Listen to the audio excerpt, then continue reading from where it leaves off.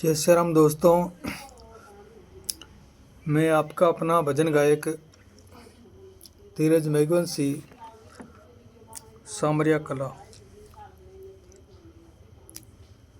मौजूदा समय में हमारे जो भी साथी, हालांकि हमारे साथी हैं, वो साथी कलाकार, उन्होंने भगवान सांवरिया सेठ को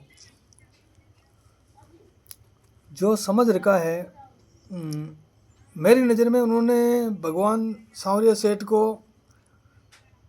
एक बेरूपिया ऐसे कहते हैं ना, वो ही समझ रखा है।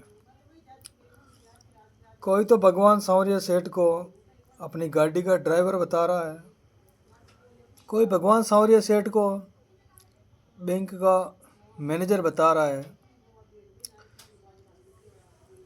कोई भगवान सांवरिया सेठ को थानेदार बता रहा है। देखिए दोस्तों, एक ड्राइवर, हालांकि मैं खुद ड्राइवर हूँ 108 का 20 साल से, एक ड्राइवर जो 100 रुपये का डीजल बेचकर सौगंध खा जाता है, क्या भगवान सारभुजानाथ को अपन उस लेवल पे रख सकते हैं क्या? ये अपने को अधिकार है क्या? दूसरी बात, थानेदार जी नाम से थानेदार, लेकिन तरकीब से अगर 100 रुपये कोई जेब में डाल दे तो थानेदार जी किसी का चालान नहीं काटेंगे, महज 100 रुपये की रिश्वत लेकर वो चालान बचा देंगे। क्या भगवान चारभुजानाथ को, सांवरिया सेठ को अपन इस ग्रुप में रख सकते हैं क्या?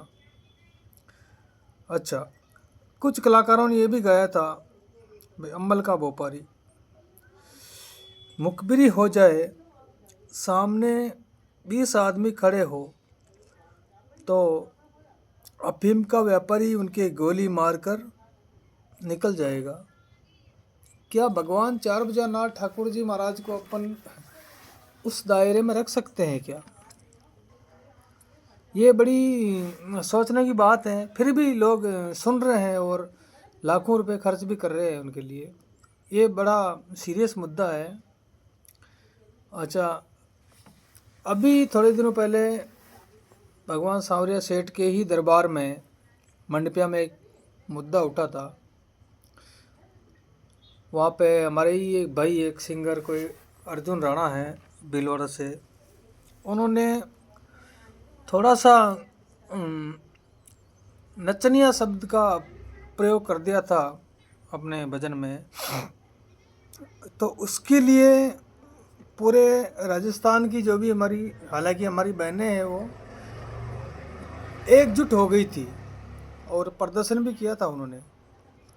हालांकि अर्जुन जी राणा ने ऐसी कोई गलत बात नहीं बोली थी। नचनिया, देखो, डांसर एक इंग्लिश शब्द है और नचनिया उसी का हिंदी अनुवाद है, ऐसी कोई गलत बात नहीं बोली थी। फिर भी उसके लिए वो एकजुट हो गई थी। तो मैं आज ये सवाल पूछता हूँ कि आज भगवान सांवरिया सेठ के भक्त कहाँ हैं? इस तरह का प्रयोग भगवान सांवरिया सेठ के ऊपर हो रहा है, तो आज सांवरिया सेठ के भक्त कहाँ हैं? अच्छा, दूसरी बात ये है कि जैसे भजन संध्या में उस ज़माने में, तो उस ज़माने का संगीत प्रेमी हूँ। मैंने बाप जी राम निवास जी राव के साथ भी मंच साझा किया है। हालांकि उस समय मैं गाना नहीं जानता था, लेकिन मंच पे ज़रूर उनके साथ बैठा, मैं उनके साथ मंच साझा किया। और राजस्थानी संगीत के किंग गुरुदेव आदरणीय, जिनको हम राजस्थान के सभी कलाकार उनको गुरुदेव मान सकते हैं, धर्मेंद्र जी गावड़ी के साथ भी मैंने मंच साझा किया। सांवरी भाई, जगदीश जी पारासर, जगदीश जी वैष्णव मंगाना, भाई साहब प्यारेलाल जी गुजर, पप्पू जी वैष्णव परले वाले, गोपाल जी वैष्णव, ये जो सारे जो मैं जिनके नाम ले रहा हूँ, वो इसलिए ले रहा हूँ कि इन्होंने कभी मंच पर भगवान के लिए अवृद्ध भाषा का इस्तेमाल नहीं किया। हालांकि लोकगीत तो इन्होंने भी गाए होंगे, गुरुदेव धर्मेंद्र जी गावड़ी ने भी गाए, पप्पू जी को मैंने नहीं सुना, उन्होंने भी गाए होंगे और सभी ने गाए होंगे। लेकिन मंच पर संगीत की 3 भाषा होती है, और 3 भाषा कौन सी होती है ये भी मैं आपको दिखाता हूँ कि एक तो होती है, एक होता है धार्मिक मंच। धार्मिक मंच पर धार्मिक भजन ही गाए जाते हैं। दूसरा मंच होता है रोमांटिक मंच। रोमांटिक मंच पर रोमांटिक भजन इन्होंने कभी इनका समय रहा होगा तो गा दिए होंगे। और दूसरा कॉमेडी टाइप के वो जो भजन होते हैं वो इन्होंने गाए होंगे, लेकिन वो अलग अलग विषय में गाए इन्होंने।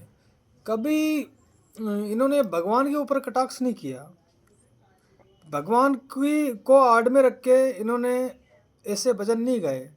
तो इसलिए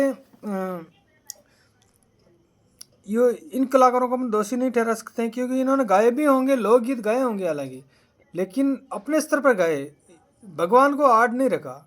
दूसरी बात, आज भगवान सांवरिया सेठ के जो भी भक्त हैं वो बड़े बड़े मंचों पर लाखों रुपए लुटा भी रहे हैं। अगर इन कलाकारों को वो सांवरिया सेठ के भक्त समझते हैं और भाई लोगों के दिमाग में ये है कि इनके ऊपर सांवरिया सेठ की कृपा है, तो फिर ये सांवरिया सेठ के नाम से पेमेंट क्यों ले रहे हैं? आज 2 लाख, 3 लाख, 4 लाख, 5 लाख इतनी डिमांड है इनकी। तो अगर सांवरिया सेठ के परम भक्त है तो सांवरिया सेठ के दरबार में कोई पैसों की कमी थोड़े है, इनको पैसे लेने की कोई ज़रूरत नहीं है। सांवरिया सेठ भंडार वैसे ही भर देगा इनका। ठीक है, मेरी बात किसी को बुरी लगी हो तो मैं माफ़ी चाहता हूँ। और वैसे दूसरे जो कलाकार हैं उनसे, राजस्थानी भजन गाने वाले, उनसे मेरे को कोई माफ़ी मांगने की ज़रूरत नहीं है। अगर गुरुदेव धर्मेंद्र जी गावड़ी जो सबसे पहले मंच पर गाड़ी पर साउंड बांध के वो निकले थे, राजस्थानी संगीत को जो अभी जो अपन भजन गा रहे हैं ना, संगीत, राजस्थानी संगीत हर गाना हर किसी के बस की बात नहीं थी, लेकिन गुरुदेव धर्मेंद्र जी गावड़ी ने संगीत को इतना आसान बना दिया कि आज गांव में रहने वाला हर आदमी भजन गा सकता है। बाकी पहले का जो ओरिजिनल जो संगीत था वो किसी के बस की बात नहीं है। तो मेरा वीडियो अगर किसी को बुरा लगे, अगर गुरुदेव को बुरा लगे और वो मेरे को बोल देंगे भी धीरे जी इस वीडियो को वापस ले तो मैं इस वीडियो को उसी समय डिलीट कर दूंगा। बाकी दूसरे कोई कलाकार के कहने से मैं इसको डिलीट नहीं करूंगा, और उनको ये लगता हो तो मंच पर आकर मेरा सामना कर लें।